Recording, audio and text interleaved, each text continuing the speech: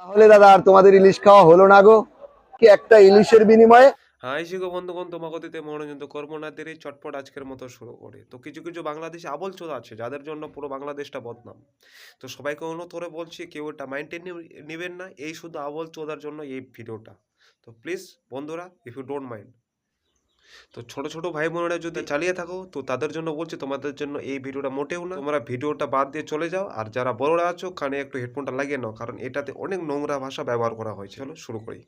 তাহলে দাদা আর তোমাদের ইলিশ খাওয়া হলো না গো? কি একটা ইলিশের বিনিময়ে আরে ও আবল চোদা, তোদের ইলিশ আমাদের লাগবে না রে। তোদের ইলিশ তোরা তোদের পুটকিতে ঢুক। কি একটা ইলিশের বিনিময়ে একটা করে গরু দিতে হবে। এই শালা আবল চোদা বলে কি রে, একটা করে গরু দিব ইলিশের বদলে? বোকা চোদা লঙ্কা দিব, লঙ্কা খাবি? বোকা চোদা যোগ্য শালা ধুলো খাওয়ার বলে গরু খাবে, বোকা চোদা। খাবো আর তোমরা ওদিক থেকে চেয়ে চেয়ে দেখবে। এই যে দেখো 2.5 কেজি সাইজের ইলিশ দাদা।